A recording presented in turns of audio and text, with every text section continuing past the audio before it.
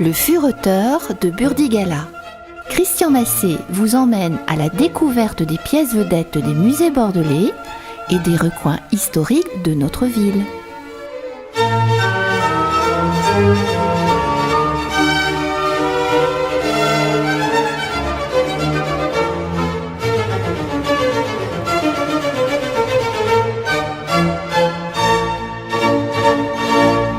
Des chevaux et des girondins.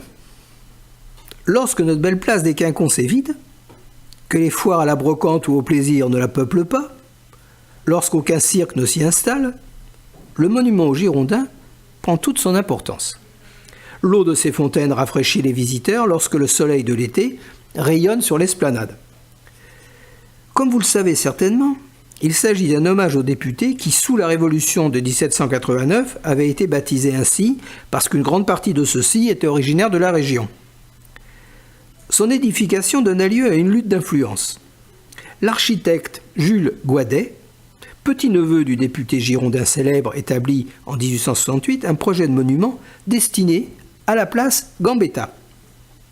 La municipalité en accepte le principe en 1881, mais préfère en 1887 s'orienter vers une statue de la République sur les allées de Tourny.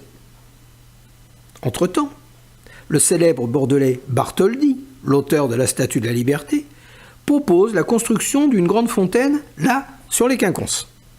Le projet est jugé trop dispendieux et, finalement, aboutit à Lyon qui achète le monument. Néanmoins, on a alors l'idée de grouper les projets du monument girondin avec celui de la fontaine et de construire le tout sur les Quinconces. En 1894, les travaux commencent. Ils seront terminés en 1902. Deux magnifiques groupes de chevaux alimentant un bassin encadrent la colonne. Mais, sur le socle de celle-ci, deux emplacements restent vides. Ils sont occupés, à chaque manifestation ou commémoration de victoire en Coupe du Monde, par des humains. Mais ils devaient recevoir 8 statues des députés girondins les plus célèbres. Les deux groupes étaient formés notamment de Pierre Victorien Vergniaud, François Buzot, Jérôme Pétion de Villeneuve et Charles-Jean-Marie Barbaroux. De l'autre côté, Élie Guadet, Armand Jansonnet, Jean-Antoine Grangeneuve et Jean-Baptiste Boyer-Fonfrède. La dernière péripétie est relativement récente. Au cœur de la Seconde Guerre mondiale, les éléments de la fontaine des Girondins ont soudain disparu, vendus ou démontés en 1942. On assure que les Allemands auraient eu pour projet de fondre les 52 tonnes de métal de l'ensemble pour en faire des canons. D'autres invoquent une combine style marché noir. Ce qui est certain, c'est que la trace des personnages de la fontaine fut alors perdue durant quelque temps. On les retrouve en 1944 à Angers. Les éléments font leur retour à Bordeaux l'année suivante. Ils sont alors stockés et même oubliés dans de la paille au pied du pont d'Aquitaine. Heureusement, une association locale s'est formée pour que l'ensemble puisse bénéficier d'une rénovation.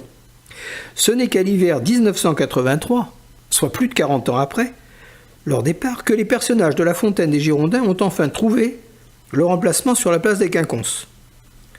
Nos chevaux ont retrouvé leur place. Je déplore simplement que ce que l'on nomme monument aux Girondins ne dispose pas des statuts de ceux-ci. Ces hommes désiraient une royauté constitutionnelle, sans trouble, sans effusion de sang, sans massacre. Mais comme souvent dans les révolutions,